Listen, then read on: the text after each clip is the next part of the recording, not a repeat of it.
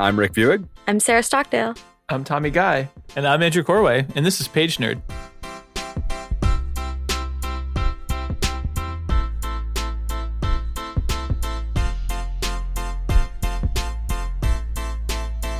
We're always here. We're always here reading stuff. We're always reading stuff. That's right. So today we're going to be talking about and discussing The Dispossessed by Ursula K. Leguin. She's one of the giants in science fiction and literary fiction in general. But I'm really excited for this book. It's one that I've read, I think, 3 times now. Definitely one that kind of opened my horizons to science fiction in general as a genre. And I will apologize in advance that I've only read a chunk of this book. I got really sick in between recordings. So I am going to ask a lot of questions. I didn't read a goddamn thing. Proud of you. But I wasn't supposed to, so I have an excuse. I was supposed to, so Sarah dropped the ball. Blame my toddler. Blame daycare. Rick, we got a couple of nush nibbies on our hands here. What is that? What is a nush nibby? Is this in a book? Yeah, Okay. It means like someone who like gets out of work, doesn't do the homework or something like that. I did that by barfing a lot, so I would rather do the work. It was good, fun work. I enjoyed every moment of it.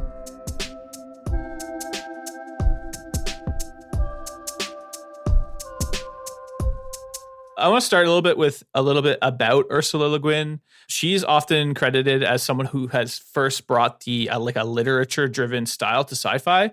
So Ursula Le Guin's the daughter of 2 anthropologists, and it really comes across in pretty much all of her books. That makes sense. They're always about societies coexisting or characters who are experiencing or trying to experience a foreign culture in a foreign world. This book, though, The Dispossessed, it was written in the 1970s at the height of the Cold War.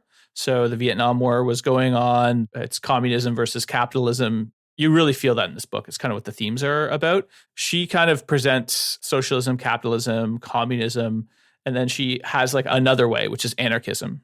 Most listeners probably associate anarchy with like abject chaos. That's something that I think you have to unlearn for this book. Anarchy, as it's defined in this book, and I think in social context, is just a lack of hierarchy. You're trying to flatten and remove the definitions of like superiorness and inferiorness. And Ursula takes that idea and pushes it to the edges with this book by creating these societies that are extreme examples of it. Anarchy got a bad rap because anarchy was like a thing, right, in the early 1900s. And then they started offing presidents, and people were like, no, we can't have that. Yeah, essentially when bombs became easy to manufacture. Some Yes. stuff went really bad, yeah. Yeah, the propaganda of the deed. It was like a sort of early like anarchy idea. I don't think she means that. I didn't read the book. I hope she doesn't mean She does that. not mean that, no. Okay. No. Like Andrew described, it's really about flattening. But not in the bomb sense, in the like hierarchical sense. Yeah. Right. The anarchistic society is very peaceful. Yeah, and she does a good job kind of addressing some of the pros and cons between the different systems. I mean, it's definitely skewed more towards like being better in the anarchy system, but she definitely explores what's not well done there and what is well done in capitalism. Yeah, she doesn't hide the warts. Should I read this as like the opposite of Ayn Rand? I don't know anything by Ayn Rand. Nor do I. All I know about Ayn Rand is when I was a philosophy major, if somebody said, oh, like Ayn Rand, it was like the easiest way to know that I just don't need to talk to this person.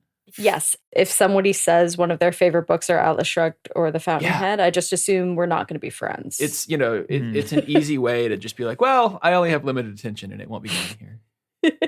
I'm glad we agree. I only have capacity for so many friends, and I'm good. I'm full up. Yeah. But if you're like Ursula Le Guin, I have a tattoo, you're like, oh, okay, we're good. Yeah, we're going to be. I will spend my finite life minutes on you. Finite life minutes. Ugh. Anyway, what is this book about? All right. I read this book last year just for my own reading. So I was like, well, let's try a different format. Let's give it the audiobook. I regret that shit. I don't want to. It's basically like an old man giving baby talk and women's voices and and I think he's doing what he can. It's a single narrator. I don't want to dog on him too much because I think he does like a pretty he makes the most of what he has. But like at one point, the dude was doing like wah wah baby voice, and I had to literally take my headphones off and then lay down face first on the floor and just like. Like veg out. I can't. Do not like that. Didn't even faze me, Andrew. Just part of the beautiful process that is. What is this book about? It's about a baby going wah wah. It's about a baby. Okay. So before we get into the book, I want you guys to have one question in your mind as we go through this book. Do you consider sports cooperative or competitive? Don't answer the question. I'm going to come back to that later on. But do you consider sports cooperative or competitive?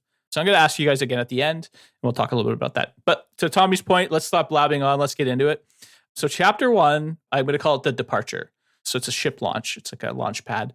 So it's a spaceport surrounded by a low wall in a desolate desert type planet. It's very arid. It's empty. There's another planet overhead, and there's a mob that's at the edge of the wall. They're not going over the wall, but they're kind of disorganized at the wall. It feels like this is the first time they've ever gotten together as a mob to protest something. They're very they're arguing with security.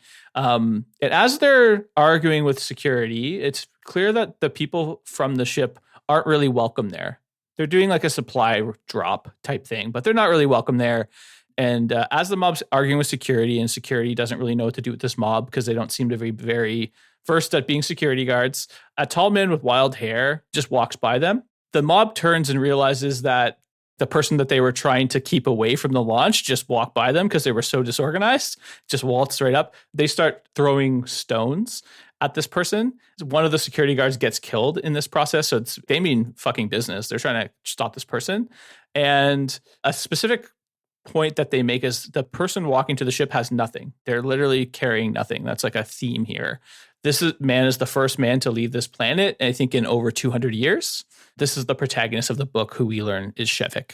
He's leaving his homeworld of Anaris to go to what we learn to be the planet Uros.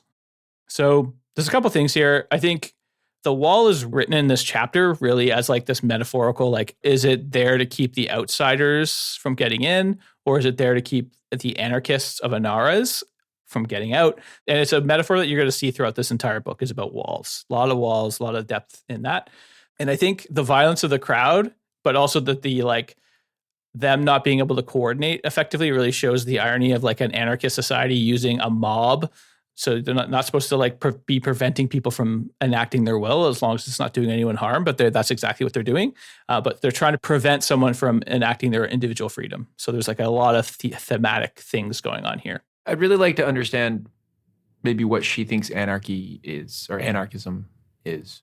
It's really about removing the dynamics of people who are superior and inferior. Okay. And removing the idea of property. On Anaris, you don't own things. Their language doesn't even have like possession in it. Oh, cool. So The dispossessed. Okay. yeah, it's like, it's very interesting how they explain language. And there's like gender and sexuality stuff that we'll probably get into that goes along with that. That's really interesting, but not necessarily anarchism is the way we would think of it. It comes off a lot like socialism or communism in the book. The book does make the distinction later on with a Chifoilisk. I think there's a character who comes from a socialist society. The difference is that everything done in a socialist society is generally for the good of the state, right? It's not for the individual or the individual's power within a collective, what they call the social organism. There's a slight difference there because the individual is supposed to contribute to the social organism, but they have ultimate right to choose and where they go and where they don't go. Getting rid of property is a way that they do that. You're not indebted to your mother or your father or your house or whatever because you don't have that stuff. You're actually just existing and contributing to the social good in the way that your gifts are able to. Yeah. And since they live on this weird moon, it kind of comes from the fact that there isn't really much to own anyway, right? Like it's not resource rich. It sounds cool. Yeah. Oh, the only thing that grows on this moon is a halum trees. It's kind of food and building materials and clothing fabric. It's kind of the all-in-one halum plant. I actually lucked out. There's no animals on this moon at all. Oh, so you have to be vegetarian. Yeah. By nature, you have to be vegetarian. That's right. Sorry, I have one more dumb question. Are these people? They are. So the way they kind of describe this is essentially the human race was spread throughout a bunch of planets way early in our evolutionary journey. So essentially like Earth exists. There are Earthlings that we meet later. They call it Terra in the book. There's also another group of people called the Hanish. And then there's these ones, but are the Setians. And then I think there's another one as well. Essentially, they're all humans, just like kind of different. Like they describe the Setians as being hairier than the humans. Like it's all variations of the same human. So they're part of the same species, but spread across different planets. It's called the Hainish universe. So the Hainish Empire, I guess they're light-faring. They actually seeded Earth here. They seated Tau-Ceti, and I think there might be other ones. I'm not quite sure, but they're all kind of in a connected universe. I don't think she intended it to be like a sequence. Yeah, as Isaac Asimov's work is very much the same. Where it's like a bunch of disparate stories, and then he kind of tied them together later in life.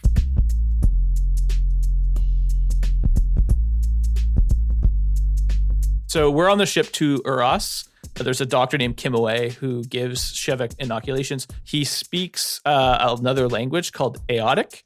And Shevek does speak the language, but it's clear that as they're speaking, it's not the language itself that is a barrier between them, but like the words and the meanings behind the words. The doctor at one point, they clean Shevek's clothes. They give some pajamas. And after he's done wearing the pajamas, he puts back on his clothes. They throw it in the trash, and he doesn't understand what's going on. He's like, why would you throw it in the trash? So we start to learn like Anaras is actually has a very scarce economy, right? They don't waste things like that. But there's also stuff like the doctor starts questioning him about the differences between men and women. Do men and women not like have different work? You really let women do science. So you start to see like a vast cultural difference. Shevek makes an observation that the furniture on the ship seems to be very feminine. Like it's very curvaceous, and like they don't have any women on the ship because space travel is not women's work. Yet they seem to have trapped women in this furniture. That's the absence of the feminine spirit. And Shevek explains to the doctor how does the economy work. The Anaras are given work assignments. They can reject them if they want. They can be a nushnibi. That's what they're called if you don't take your assignment. There's not any punishment for that other than the social ostracization, which is actually pretty significant on the planet because that's like the only power dynamic there is the social pressure. Or not being able to contribute enough in the podcast episode. Sorry. We won't really punish you. That's right. So this is an interesting conversation, gives you an inclination on what the hell is actually happening. The chapter ends with him on the planet, but I'm going to save that for the next little part. From this point forward, the book is going to jump around in time. I think that's important when we're just narrating this so you're not confused as fuck. We're going to have Shevek's POV after he leaves Anaris, and we're also going to see his POV leading up to why he left Anaris for Uras. The book oscillates between those things, and very important for his scientific development, which we'll get into as well. As an audiobook reader, this always screws me up. Every time there's a time jump and it's not like directly called out in the text, I'm just like trying to follow the story like on another planet with different people. No, very difficult to follow. So I finally got the hang of it afterwards, but it takes a while to figure out where you are and when you are. I honestly found that like just reading it, I was like, wait, what? And then I'd have to go back to the beginning of the chapter where it says where you are. So I'd be like, oh, I'm on Anaris. Got it. Yeah, but I'm not back there. Like I didn't come back from the ship. I'm like there before in time. Yes. But I was looking at what people were talking about at this book on Book Talk. And a lot of people were like, there's like an anti-intellectualism movement on Book Talk where it's like, if it's kind of hard to follow, we're just going to say that it's not good. And I'm like, Oh, I hate that. It's definitely a little bit hard to follow, but it's absolutely phenomenal. And those two things can be true at the same time. And I think people are really struggling with books that don't follow a very linear structure because our attention spans are getting shorter and shorter, and it's harder to deal with ambiguity. And I like being forced to deal with that sometimes and like make my brain kind of go through the motions of figuring out what the author is trying to do. Absolutely. Yeah. But it's also really hard to read this book if you've taken a gravel, in my very recent experience. That being said, I didn't find it too tough to follow. Like it's not overwhelmingly so, just there are some points where you have to like go back and just figure out where you are and what you're doing, and then you get back onto it. Yeah, you pick it up, I think. Trust the process a little bit, right? Yeah, it's like Mr. Tolkien like has like 7 names for every character and doesn't tell you that this character now has a different name. And you just gotta kind of figure it the fuck out if you want to read some of the absolute best fantasy ever written. I had to read that book like 3 times. I have never read Lord of the Rings, I will admit. Whoa! Neither have I. Neither have I. No. I read The Hobbit as a kid. See? Yep. If you'd led with this, Sarah wouldn't be your friend. I wouldn't be your friend. Tommy's correct. Okay, so I read Lord of the Rings first when I was 10 because I have a crazy family of teachers. And now I have like an 80s, maybe 70s edition of the Silmarillion that I like found at a mini library that I care for very dearly. And we must do Lord of the Rings. We have to. The movies are like 8 hours. Well, in parts. Okay. Maybe we just do The Hobbit to start and see how we feel. I read The Hobbit when I was 10, and I had this incredible illustrated version. I don't know where to find it. It was beautiful. It was like a novel with pictures. It totally worked. And then I immediately went and read The Lord of the Rings and was like, well, I am in over my head because I was like 10 or 11 by then. Yeah. You know, I get to Tom Bombadil and I'm just like, what the fuck is going on? All right. Sorry, wrong book. Let's rein it in. They didn't read this book, so they're talking about another book. Come on, guys. Yeah, okay, let's get on to chapter 2. Chapter 2. God. All right. So we go back to Shevik in his youth, and we start to learn a little bit more about Inara's culture in the family sense. So the no ownership and no property in Inara's extends to family. So babies spend time with their parents when they're born initially, and the parents can opt to have the baby there a little longer. Most people put them into a dormitory where the kids end up becoming more like socialized as a group, even to the point where like there's no such thing as your mom in the language here. It's the mom. So you talk about the mom. Tade and mame, I think, are the words for mom and dad. Everyone who's older than you can be Tade and mame. There's still like a family bond to some degree, but it's very loose. This becomes a plot point because Rulog, who's the mother of Shevik, ends up leaving, and Paulat, his father, ends up raising him. I think he's like a farmer or a carpenter or something like this. Despite that, actually, Shevik starts showcasing like inclinations of being like a talented physicist. So he's in class and he starts learning about like basic physics, like the apple dropping from the tree, Newtonian style. And he's asking like, how does the apple get to the tree if you throw it? Because doesn't the apple always have to travel halfway to the tree to get to the tree? So if it's always halfway, how do you actually touch the tree, right? You're always dividing by 2. This part lost me. This is an old thing. This is Zeno's paradox from like the 5th century BC. Yeah, I think it was Achilles and a tortoise. So like if a tortoise takes off and Achilles is running behind, Achilles is really fast, right? Well, if Achilles has to get halfway to the tortoise and then halfway again and halfway again, how can he ever catch it? Was like the paradox. And it was like one of these just like, you know, sophomoric like mic drops, you know, because like obviously that's complete crap. But yeah, this is like a famous paradox in philosophy. But the teacher chastises him for this thought. He's like, you're egoizing. You're just trying to showcase how smart you are and shut the hell up and get back to playing blocks or whatever. I hate that. So that's the educational structure of anarchy right now. So he and his friends continue to play, and they have this kind of, they demonstrate the society doesn't have walls. The kids are pretending they've read about what a prison is on Uras somehow. Like there's like a salacious book that they got their hands on, and they're like, tee-hee, what's a prison? And they lock their friends in like a dark concrete room for 30 hours. And because his name is Gedav, because Gedav doesn't know. He's like, they give him some food and air. They drill him an air hole and they put him in. They're just kids playing around. Well, first they lock him in for like 2 minutes. Then he wants to go back in. So he goes back in for 30 hours. Like it's not like against his will. What? Like he wants to do this. For 30 hours? Because they go off to do their work. Oh. It was so upsetting because the kids, it sounded like to me at least, this was like their first experience of having control over another human. And they go pretty fucking far with it. Like they leave him there for a long time with no food or bathroom. So like Stanford prison experiment situation. Same kind of vibe. Yeah, and they immediately become like pretty fucking evil towards their friend. Human nature is human and nature. I was like, oh man, kids are fucked no matter where they grow up. As a parent, it rings very true. They're monsters to each other all the time. All kids are monsters to each other constantly. They're monsters. It's incredible. So I think what's going on here with the prison is like, one, you're demonstrating how extreme Inara's is without walls. They don't even know what prisons are. Prisons is like the ultimate metaphor of like walls, right? You're trapped. But it's also like showcasing like theoretical versus reality, right? Kids, in theory, kids really think it's like, oh interesting. Practically, they lock Gedav for 30 hours in the cell. He comes out like shitting himself, and they're all ashamed. They don't really understand it, but they all feel ashamed of what they've done. Yeah, they don't talk about it. Like, it's just like, oh, this poor kid has been traumatized. He's clearly visibly traumatized, and we're just not going to talk about it. That's how you deal with trauma, Sarah. Yeah, you repress. So healthy. So healthy. Just bury it deep down. Never discuss it. You'll be fine. Rick, this book could be an email. These people need to communicate. Shove it down. We're getting mixed messages Just of put your it out in there, psychology. Never speak of it again. Pagenerd doesn't have ads yet, so we're shouting out our local bookstores and libraries. Today we're shouting out Powell's Bookstore in Portland, Oregon. It turns out that's where Ursula Guin lived, so we know she went to Powell's. Powell's is the size of a city block. It's got 68,000 square feet of books. Over 1 million books are in there at any given time.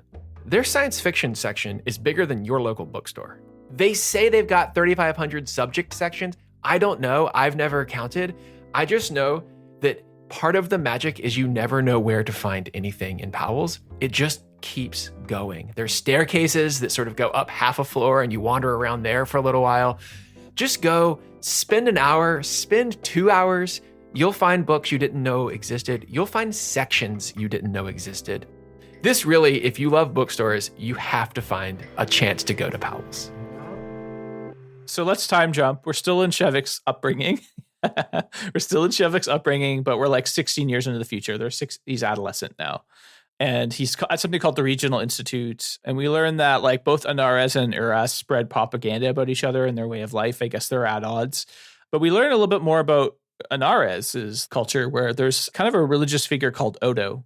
And Odo was once on Uras, and she rebelled against the government there, was put in prison and had like these kind of trials, like similar like Jesus, I guess. And at some point they were given a contract to go to the moon. And I mean that literally, like they had like 2 months, 3 months, everyone could load up on these ships and travel to Anares from Uras. And then that's it. No more contact. No Urasi is allowed to land on Anares soil. Odo has a whole cult and culture behind her as a mythical, logical figure. I think she died before the contract was fulfilled. She never went to Anares, actually. Yeah, she didn't get there. She died. Yeah, and before this, the moon was set up as like a mining facility. So it did have some people on it and some infrastructure set up. Not like they were just going to a barren planet. Like it was being used for that, and they essentially populated it or gave it a permanent population. Yeah, it's a point of friction too for the Anares because they are the mining colony for Uras. So Uras has been mined to near depletion. And the only reason the Uras doesn't invade Anares is because they do this like very cheap, like they don't pay for anything, they barter. They have to barter for like trees and fruit. And obviously the Anares, who are strictly against property and bargaining and all the stuff that comes with like that kind of stuff, hate the fact that every once in a while a ship lands at that port that we saw at the beginning, and they trade. They trade the mining materials for the essentials that they need to survive on the moon. That's like a big point of contention.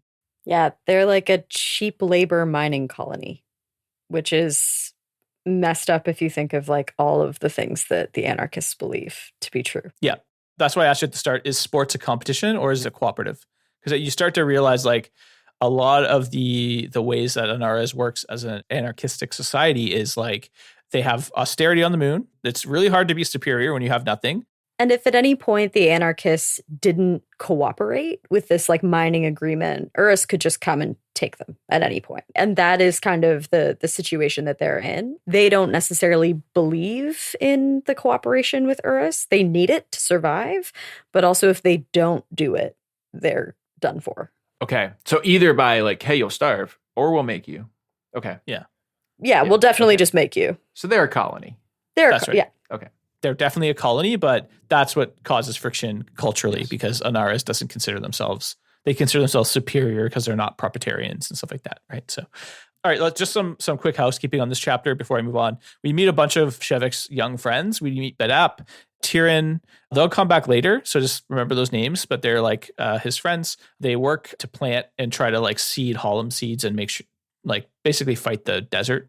They're seeding the desert, trying to terraform the planet a little bit more. We learn a little bit that there's no word for sex, I think. It's copulation, because copulation is an act between two people. There's no word for fuck. Yeah. Which was really cool because, for like a better way of saying it, like fuck is something someone does to someone else that men do to women. There's a possession there that doesn't exist in Anares. And so there's copulation, which is like two people mutually going at it. There's still sex.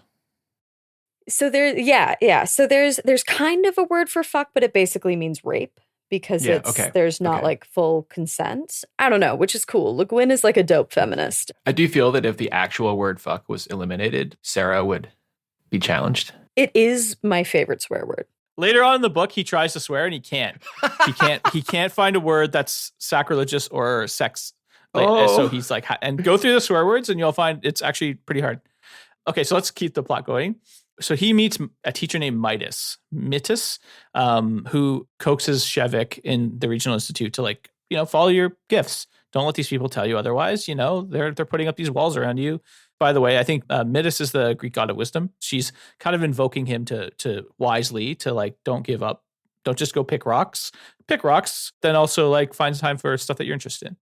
I don't like that personal freedom is a priority on this planet. This kid's idea of personal freedom is to like think deep thoughts, and they're like, no, you can't do that. Yeah, that's right. The conflict is that, and then he also, because he has the freedom to think those deep thoughts, but no one else has them, and he can't really share them. He therefore owns them. So he's actually, that's why they're like, you're egoizing, because he's having these like really precocious thoughts around science, and he therefore he knows in his mind he's owning them. Right. And he's trying to share them and stuff. And that's part of how this develops. But like, that's the conflict within him, is like, there's no walls, yet he has this like gift that no one else has. Right. All right. Let's go to chapter 3. We're back on Uras in the present day. Shevik has arrived in the nation of AAIO on Uras. He gets ferried to the University of AUN University.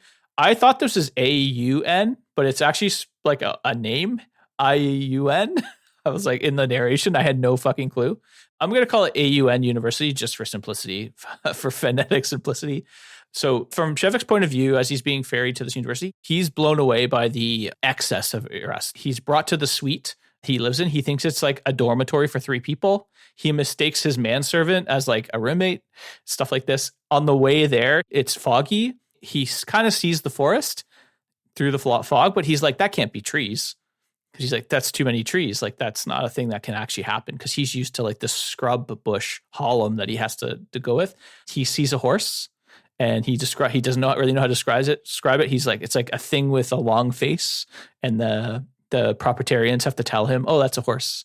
We learn a little bit about his wife back home, Takfer. She loves animals. She's like an animal researcher. She does marine research with marine research. She loves animal. Like, so we hear a little inclination of that. But so he's greeted by dignitaries. He's the man from the moon. He's in all the papers. The papers misquote him. He doesn't say shit, and they like put quotes in his mouth. It's called the Birdseed Papers. It's like People Magazine and Daily Mail, just like making shit up. It's just great. Lying in your birdcage. Just making shit up. Yeah. Yeah, he's blown away because he's like, this is like what I would have said. Like, why did they just make this up? I'm like, don't worry about it. It's easier. Like, they didn't say anything outrageous. So it's just like weird that they quoted him when he didn't say anything. He goes to a gala with a long procession of dignitaries, but notes that he like spoke the entire night, but he can't remember anything of what they spoke, least of all what he said. So I think this is like the team's meeting. The team's meeting is like, well, I don't know what this is a metrics meeting. Everyone's speaking in jargon, not saying much. We also learned that at this meeting that there's other nations other than AIO. Thu and Ben Billy are also countries. Anyway, he's taken to his dormitory at the university where he's to stay and do his work. He's meeting with other physicists, that kind of thing.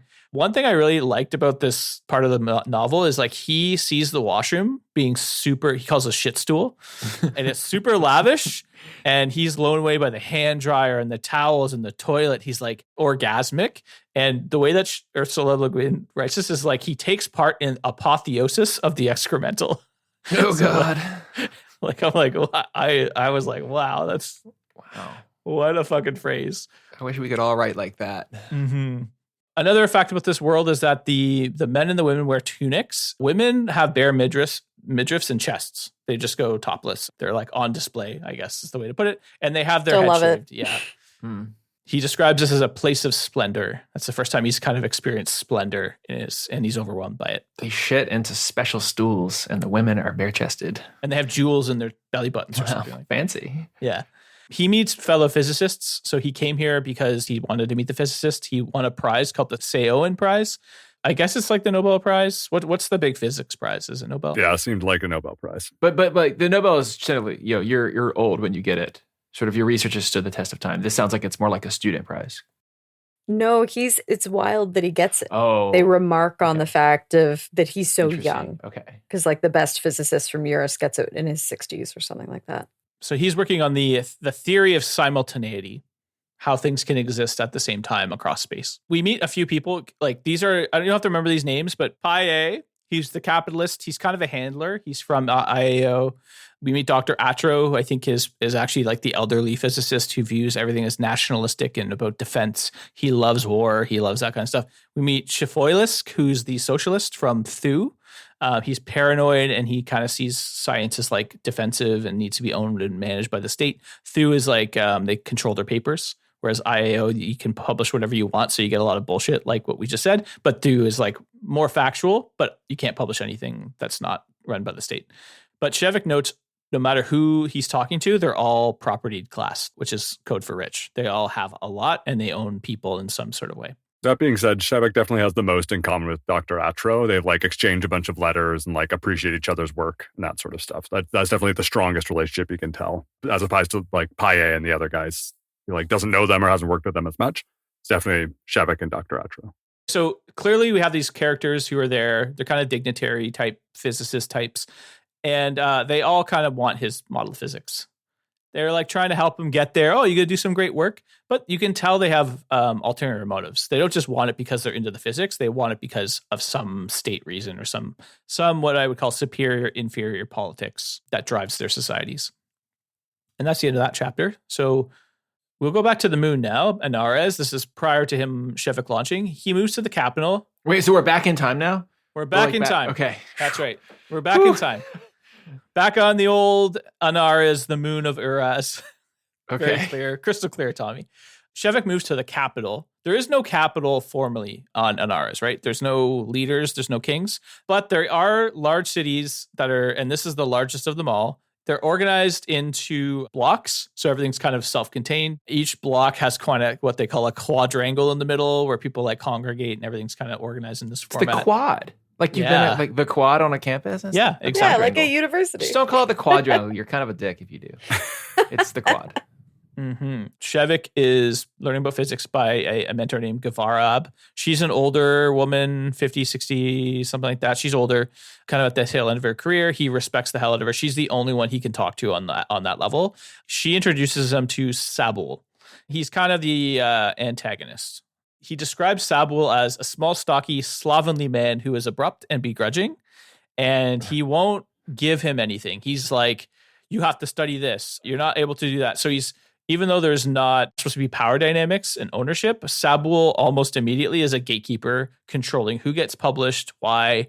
Shevik wants to study like a subject. Sabul doesn't approve.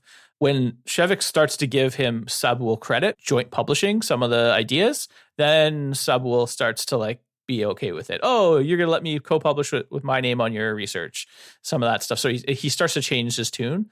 There's a bargaining going on here with Sabul. Sabul's like a bargainer. He has ownership over people's, what they're allowed to study and what's okay to study on this planet. Yeah, and this gets into kind of how there shouldn't be anyone with superiority over anyone else. And he's realizing that structure that he's been trained his whole life doesn't really exist in practice. Like definitely Sabul has power over what gets published and what doesn't get published, especially what can get sent back to Oros, right? So like now there's this power structure that he's never had to deal with before. And he kind of wants to rebel against that, but doesn't know how. But aren't we on the moon? So that's what I'm saying is there's a structure that shouldn't be there. There's a power structure that shouldn't exist that Sabul has carved out for himself. And it's exactly the thing that they were like being mean to him as a kid. Like you're 100%. gatekeeping knowledge. Yeah. Exactly. Yeah, okay. Shevik agrees to share credit with developing new theories with Sabul. So Sabul's like, okay, I'll print them. That does happen. The number of reviews that are like, you need to include my reference. Yeah. So what we're seeing here is Ursula Leguin is like showcasing that, okay, there might not be physical walls, but actually in society, walls develop, right? Through the idea of like ownership and control. So how does bureaucracy work in an anarchist society? How does it literally, like not in theory, how does it actually work? Getting to that. And then how does intellectual property work? Right? If there's no ownership. When Shevik agrees to give Sabul joint credit, he gets sick, literally like into a deep sickness. Actually, Rulag, his mother, is the nurse that's taking care of him. She doesn't even recognize him. Whoa. And we learned that his dad died. She's like, oh, what happened to Paulat? She hasn't ever seen his dad again. Paulat died in an earthquake rescue. So an earthquake happened. He ran into a building to save a bunch of people.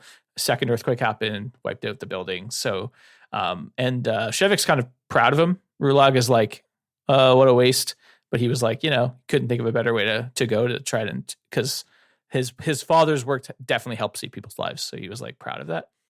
And you learn a little bit of cool stuff around the structure of the society here, where the reason that Rulag knows that Shevik is her son is because everyone has a unique name here. So instead of having some unique identifier and people have shared names, is the only one person can be alive with the same name at one time. It's like there have been people named Shevik before, but if there's a living Shevik, that's the one that's her son, which is very interesting. Like they don't need ID cards or anything like that because their name is unique to them while they're alive. There's a computer that oversees all of the work assignments and does the same thing for people. Like it'll assign you a name and that's what name you get.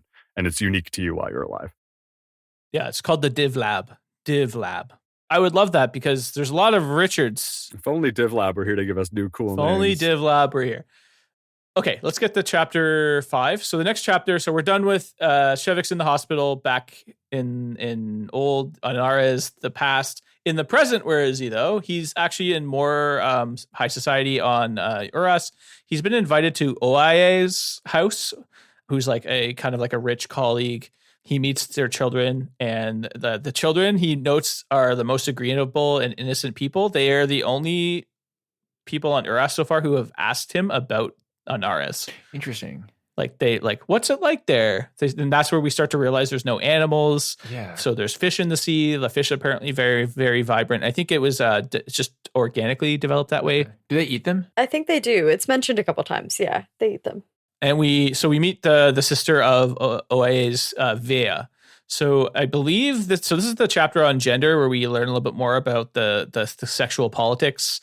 Women on his planet are treated it's very egalitarian, The doctor on the ship there has like the standard issue off the shelf argument of like, well, what if women aren't as strong as men? And then he answers like, they just use equipment. Sarah, flipping off the camera doesn't work on a podcast. You can tell by my general vibes that that conversation on the ship, I was like, fuck this guy. He was literally like, I'm meeting someone from a different planet for the first time, and I'm just going to shit on women. Like, that is the first Any thing. opportunity he could find. Start there. I need to demonstrate my disgusting misogyny instead of being at all curious about this person. Have you thought about being misogynistic like have me? Have you thought about how shitty and dumb women are? And he's like, wait, what? No. And he's No, like, you should probably think about how terrible women are and stop letting them do science. This is a person we've met. I've met the person that like, first it's usually race. First, we're going to talk about that. And you're like, then we're going to talk about nothing. Tommy, we worked with this guy. Yeah, we should not name names. Blast him. 3 of us worked with a dude who was like, women's brains aren't good enough for science. And I was like 23, and I was like, okay, I guess I have to have this conversation with this fucking guy who's in his 30s. Let's go. Fuck my life. Women are at this point overrepresented in most scientific fields. They're quite good at science. Yeah, because we're really smart and our brains are fine. Fuck you. Jay just said, don't commit libel. It's not libel if it's true. I didn't use the last name. There's a lot of We're going to have to bleep that out. You know who you are. You know who you are. Fucking Bleep it. Okay. So let's get back into it. So Shevik knows that there's this chapter is kind of interesting. The metaphor of wrapping comes out. So there's gifts that are given, and Shevik kind of notes that like everything's kind of wrapped here. Like it's like adorned with a box, beautiful box, ivory handles, and then like a bow on top and stuff like that. And he kind of like equates that to like Erasti women like Vea are ornamental, right? They're used as property, and pretty sure that Vea is being used to like coerce him into giving Oaye, who's her brother, more access to the theories of simultaneity that he's working on. So it's kind of like, is there an undercurrent of like coercion there? Despite him being aware of it, he's stricken by her beauty. Like she's gorgeous, she's a little flirty, she's inquisitive. And then she tells him she lives in Neo Sao, which is a big city nearby the university. Drop by anytime, that kind of thing. So everybody is being nice to this guy because he's a physics genius. Is he aware of that? Yes. Okay. He knows Yep. that he's a pawn in their game, whatever that game is. He hasn't written any of his physics down. What? Like he's kind of, Wait, how do they give him a prize for stuff he's never written down? it's like prior work to leading up to the theory of simultaneity. So there's base physics that he's done. It's kind of like the theory of relativity kind of stuff, like adjacent to that he's done that got him the award. Now this is like his magnum opus is this theory of simultaneity. So that's why they've invited him. Oh yeah. Okay, cool. So chapter 6, we go back to Anaras in the past and what we're calling the bond. This is kind of a smart chapter. We kind of see the Erasti dynamics of sex. But then this chapter I dubbed the bond because after he's kind of gotten himself well from giving Sabul some of the credit for his work, he gets himself out of Abney for a while, clears his head. I was interested in this term. So this Ursula Guin uses this term to describe his physics. Abstruse, meta-mathematical, ethico-cosmological temporal physics. And I was like, that was a motherfucking line and a half. That's a bar. I read this as this doesn't matter to the plot, move on title. Yeah. Like I'm just going to like burp out some words. I like the idea of meta-mathematical, though. That's great. I really liked it. Yeah. Meta-math is a thing. Ethico-cosmological, not a thing. The cosmos does not give a fuck about your ethics. It's true. Temporal physics. Yeah, a lot of physics. Most physics. All physics. Temporal. Time's a thing. Anyway, abstruse, clearly. Didn't even need that word. Most of physics doesn't care about time, which direction it flows, though. It doesn't. Yeah, that's true. But like, it's there. It's there. It's for sure there. But it doesn't care which way it goes. Yeah. Yeah. He's doing manual labor outside of Abana. He comes back. Badap comes back, his childhood friend. Badap is like kind of cantankerous. He's like starting to say like, Anaras isn't as free as you think it is. It's not as Wallace as you think it is. There's all sorts of like obstructions and stuff. And he has a clarity of thought and like a veracity that Shevik really finds inspiring. He doesn't agree. Shevik's very much like, no, Anaras is perfect. He doesn't really realize he got sick because he gave Sabul his research and it went against his like individuality. So they become a couple for a bit, and you can see Shevik starting to break down his walls. They are on a retreat and they meet Salas, who's a friend and musician. And this is an interesting character that I like to bring up because Salas is like an innovative musician that has beautiful music. He's not really allowed to record it and do anything with this beautiful music. He's basically digging ditches. He doesn't really care that much, but he is clear like it's causing him some mental anguish. He's running into the same thing that Shevik ran into, right? So with Shevik and him not being like, there's a power structure underlying. Music is the same way. This guy wants to create unique, different music, and essentially it's not, nobody wants to publicize it, or the people that own the theaters or whatever. Like there's no way to get it out there because of this soft power system. The way that I'm going to through line this throughout the rest of the episode is like the artist in this society, definitely, because it's not necessarily because of the anarchism, it's because of the Odoniism, the religiousness. Odo had like a doctrine that she wanted for society about the social good. This was the Moses that like got them there and died on That's the way. right. Yeah, That's right. Okay. Got to get your religious references correct. This is Moses. Yeah, you just really start to see the conservatism angle, like trying to conserve everything. Anaras is built on revolution, right? Rebelling against the norms, finding those walls, tearing them down. It's just about you making good decisions with your brother and sister, right? That's kind of the idea. But you're seeing like, okay, there's something called the PDC, which is supposed to organize work, right? Tommy, you want a job? Here are all the jobs available to you. You're like, well, I like to do data science. Here are the data science-y type jobs. Or they'll tell you there's no data science jobs. So you go work labor for a while and you try. Shut up and dig a ditch. Yeah. You give it a work order. But you can also say no. If you say no, that you're a nush-nibby, you just walk around and do whatever you want. No one's coming to like get you. That's the idea. But you're starting to realize like, what does that mean for the artists that can't publish? They're kind of left to fester. And you become a social outcast when you can't contribute, right? And when you don't have a job, when you're this nush-nibby, you're like, people are looking down on you. So it's fine in the sense that they're not going to coerce you. It's not but illegal. They are going right? to ostracize you. Exactly. There's more social consequences than there are like state consequences. There are only social consequences. They're only social. That's the only way to enforce anything. I wonder what Ursula Le Guin would think of like the internet.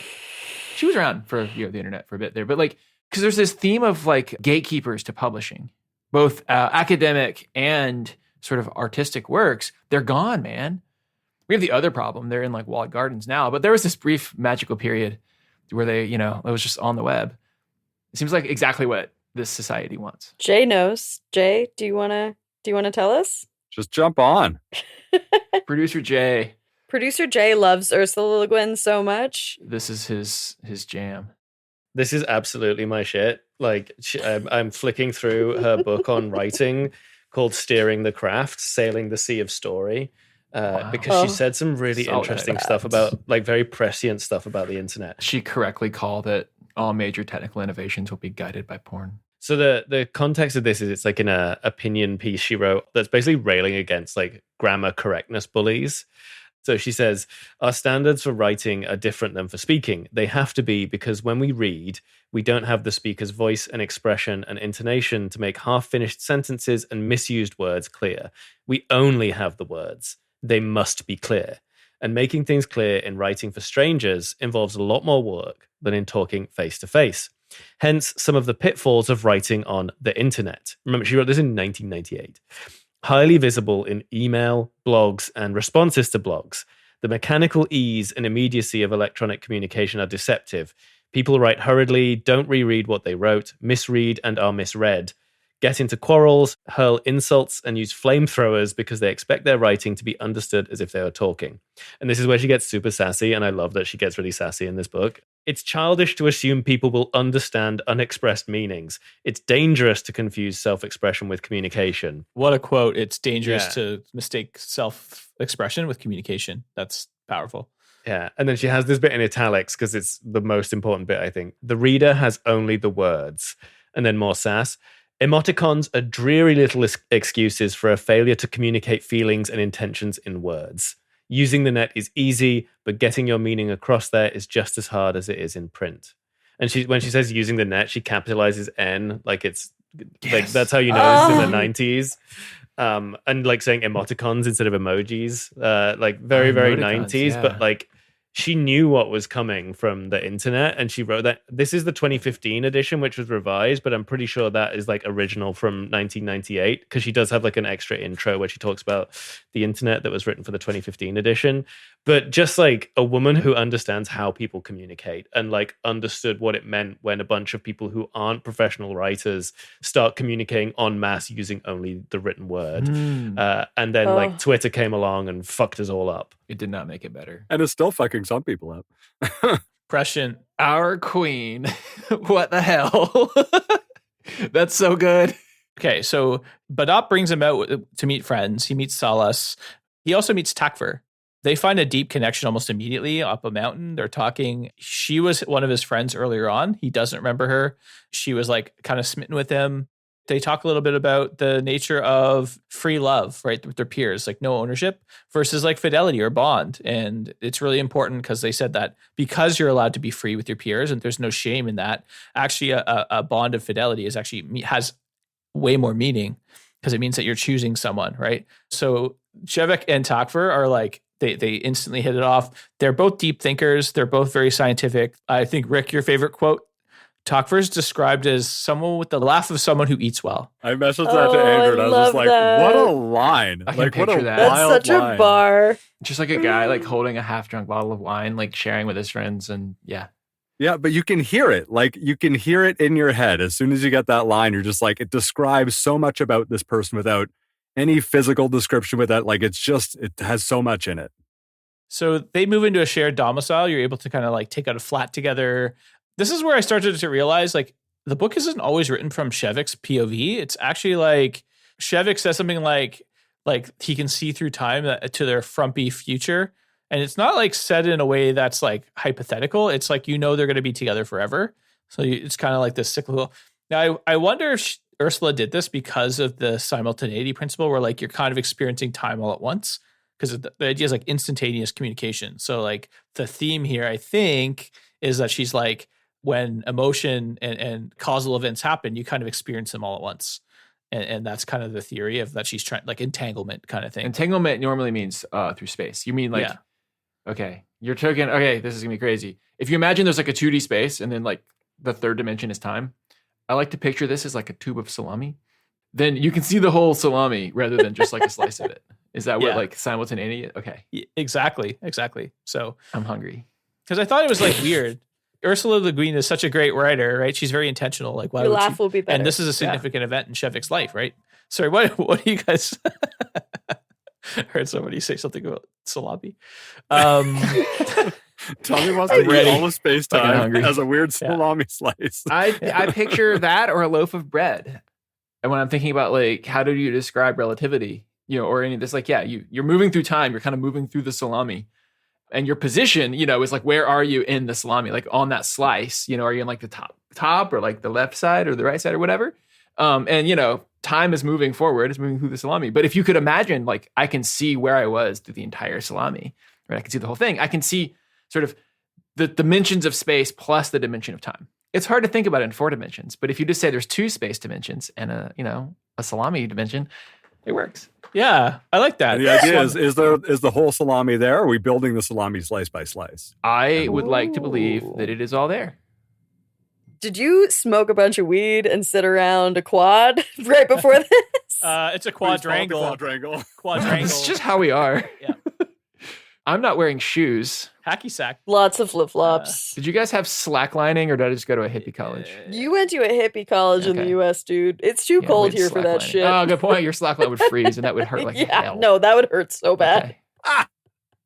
I went to school in Waterloo. It's on a snow belt. There's no slacklining. Frozen ass And slack there's no lines. Don't step on it. It'll shatter. Where were we? Okay, Takfur. I don't know. They met Takfur. Okay. They move in together. She's an artist too. In addition to being a biologist, a marine biologist, she has like these cool like mobiles that turn about the solar system. It's called the Occupations of Uninhabited Space. So she's kind of cool.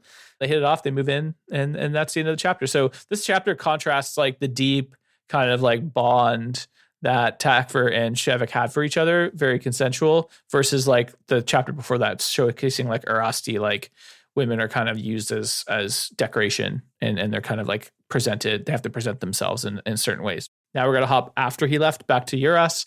So Shevik discovers that his handlers have been hiding a war. So there's the province or the country of Ben Billy has a rebel uprising inspired by Odo. And AIO is helping try to undermine the rebels. They're trying to keep them away. Chefoilisk, the socialist agent, tells Shevik he's being kept. He's being owned in his private university, and he argues how socialism is much better and he should give Chefoilisk the theory of simultaneity because they're going to use it not just for profit, but for the good of the state. Shevik starts to realize that, maybe he has come to bargain a little bit. He wants Anares and Uras to start communicating a little bit more. So he is kind of using his research as like a bargaining chip. So he is bargaining, but he doesn't consider socialism as like the panacea, right? That Chefoilisk does. He says it's still very much at the beck and call of the state. But Chefoilisk really, him warning and telling Shevik that he's an own man, starts him to realize like he hasn't seen the real planet. Where are the poor people? Where are that stuff? He starts to long for that. So, because he's been in fancy university. Like he's like come here, but he's only been at like Harvard. He's literally in a gilded cage. Yeah, and he's tried to ask, like, I think he called him his manservant earlier. He tried to ask him, and the guy like wouldn't talk to him about anything. So, like, he has made a couple of small attempts, but yeah, manservant is a handler. I accidentally read part of a chapter twice because of Gravel, and when the manservant walks in and he thinks it's his roommate, he's completely naked. Like, he's just naked, being like, "Hey, you're my roommate. What's going on?" And the guy doesn't talk to him, and I was like, I wouldn't talk to him either. He's fully naked. I would walk right back out, like, new roommate. Yeah. It's cool if we eventually are both naked, but not right away. When I read it the second time, I'm like, wait, he doesn't put on clothes. He's naked. Okay, so this makes more sense. He's like, this guy's totally rude. He didn't talk to me. I'm like, bro, your dick's out. Social norms. Yeah, cover that shit up. Then you can make a friend. Yeah. Pants first, then friends. Okay. Those aren't the friends I want. Oh, no. One of the things so Shevik goes out to the Neo SAO and he realizes it's sterile. He's in the nice area. He goes to what he calls Nightmare Street. It's just a street of like commerce, just shops. They sell things in beautiful packages. They package it up, but the makers of those things are nowhere to be found. It's just like shopkeepers who will get you the thing and then they'll wrap it and they'll give you a little box. A4, the manservant, he wasn't receptive to naked Shevik's pleas to help. Now he's asked Euphor if he can get out by himself without being tailed. So he goes and he sees this like part of town he doesn't see all the time. It's still very manicured though. He's not in the like real poor part of town. He gets a little bit lost and he calls Vea. She offered him, if he's ever in that part of the city, give him a call. So he calls her and they meet up. Vea and Shevik have a kind of like date at this point. They have a nice lunch. They talk philosophical in the park. She asked him about himself. Again, she's like one of the only people other than the children who actually asked him about Anaras. He's feeling a little homesick. He likes to talk about it. He buys her chocolates lavishly wrapped up. Whoa. And then she invites him back to her house for a party. I can't get a sense of this because so her husband travels for work. So she's often alone. So she has people over. I guess she's lonely. I didn't get a sense if this was like an orgy or not because later on the party starts to be very orgy. Oh. Okay. Yeah. But So I do feel that if a lady is like, you should come over to my house, there's a party. Also, you should know my husband travels for work. That, yes. We all know what you just said.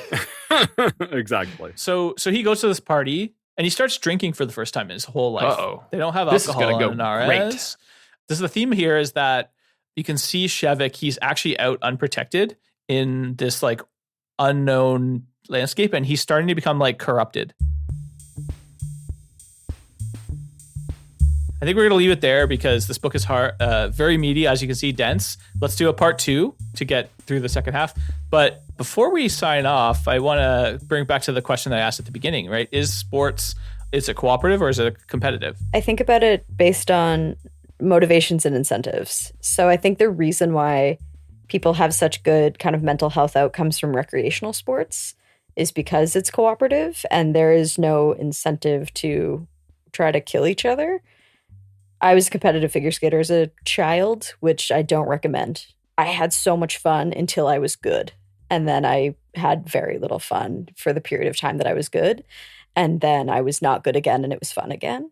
When I was good, people like a parent unscrewed my skate blades before a competition. They like took a needle to the thread of my skirt. Like any time that there was like real competition, when there was like real incentives,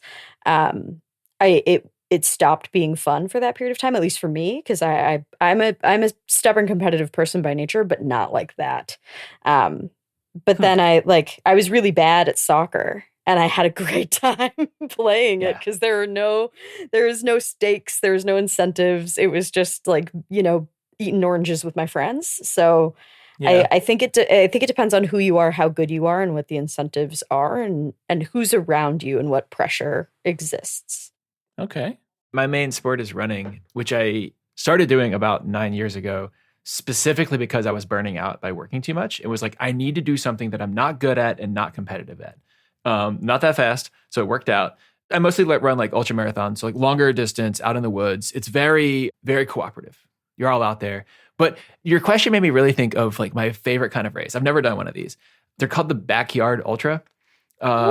This crazy dude named Lazarus in Tennessee. What a name. That can't be his real name. No, Laz. I don't know what his real name is. Everybody calls him Laz.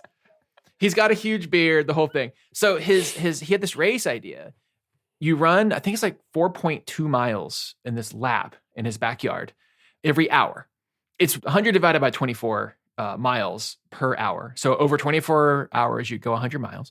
Every hour on the dot, he starts he like blows a whistle or something, and you start running again. If you don't start that lap, you're out. So the reason I love it, it's cooperative in the sense that everybody DNFs except the winner, right? Somebody lasts the longest. But if you want to set a record for who's gone the longest, you need somebody to do it with you, right? Because if somebody's done 30 laps before, and that day you think you could do 35, somebody's got to do 34, or you never get to do 35. And so it's like intensely cooperative, but also the records are in the like 2 to 3 day range. You're going to fucking hate that person when you're like, just quit, just fucking quit. Anyway, mostly cooperative. I've never heard of this before. The most Tommy sport I've ever heard of. Rick, what do you think? Competition, cooperation, what do you think? Sports are cooperative. I would think even when they're competitive, like Tommy said, you need other people to compete against.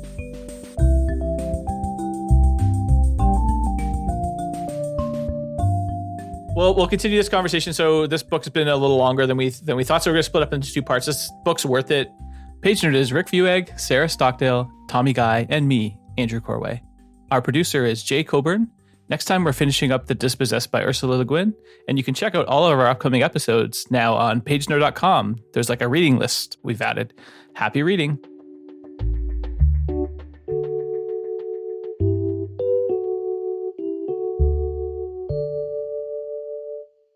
I'm not wearing pants, Andrew. I'm wearing shorts. Thanks for asking.